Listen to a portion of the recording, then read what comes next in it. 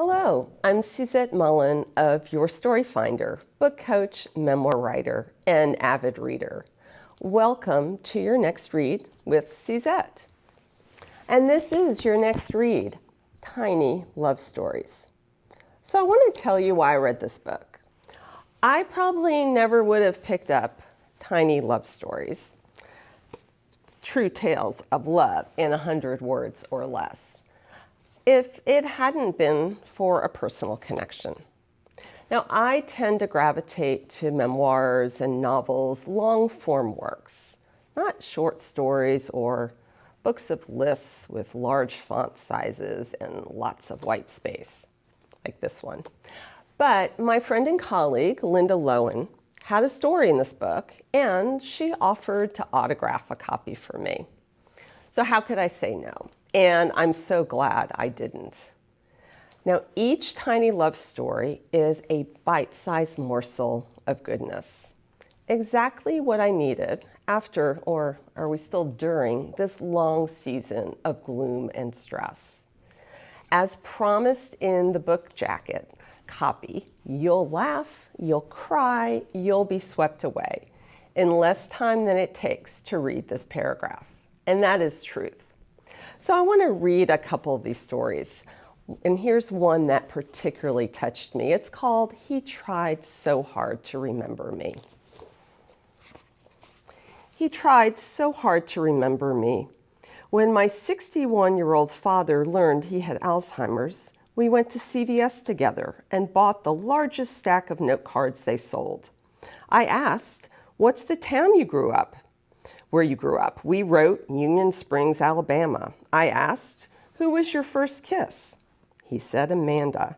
4 years later, preparing to move my father into memory care, I packed up his desk. Taking the note cards felt silly, so I wrapped the long forgotten stack in a rubber band and opened his drawer to toss them away. Inside, I found more note cards. They all said the same thing, my name. So this story gutted me in a good way. Maybe it did the same to you. It brought back memories of my own dad, who in his later years couldn't remember what he had just finished eating, and of my mother-in-law, who spent her last years reliving the 1940s. It also made me think about how, when someone calling me by name, how that makes me feel warm inside. All that in under 100 words. Now that's what good stories do. They take a particular situation and they connect it to something universal that a reader will care about. So I want to read you one more story, and this one is from my friend Linda Lowen, called Letting Go of Signs. Letting go of signs. Our marriage, days old, signs portended disaster. My ring didn't fit. When the jeweler stretched it, it shattered. On our honeymoon, a hurricane struck Cancun. Diverted to Nassau, we fled our hotel because of a fire. The concierge booked us a new room with ceiling plaster littering the bed. While snorkeling, Jim lost his wedding band. He quit searching at dusk. I continued for years along other shores. Last summer, I stopped wearing my ring out of laziness. In Scotland, for our October anniversary, Jim noticed and felt hurt. But I have let go of signs, symbols. 30 years is proof enough. So this tiny love story made me smile and cry. I smiled because I know the author, and it was fun to learn more of her story.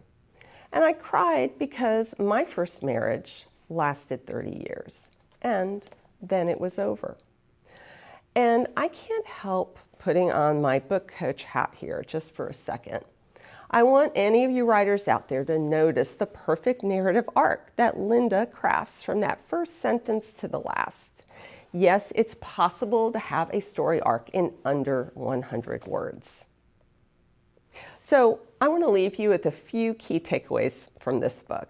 Love comes in many forms. Love is complicated. Love is life. And life is love.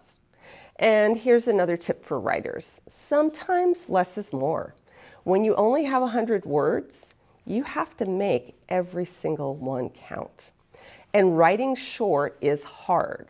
Mark Twain once said, "I didn't have time to write you a short letter, so I wrote you a long one instead." So who should read this book? Well, again, any writer who appreciates the skill of telling a story in 100 words or less. But more importantly, anyone who wants more joy in their life. And I think this book's especially great for those of us who say we love to read before bed and we find ourselves nodding off after a page or two. These tiny love stories are the perfect thing. So if you enjoyed hearing about this book, you should consider reading some short story collections like the Best Short Stories 2021, the O. Henry Prize winners. And if you want to laugh some more, consider reading some David Sedaris. Calypso and Me Talk Pretty Someday are among my favorites.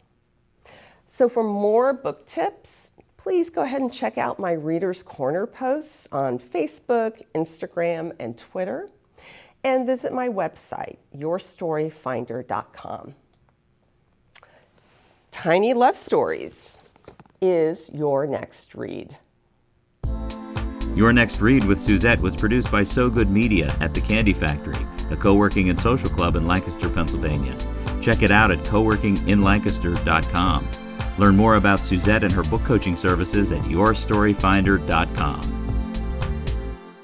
So good.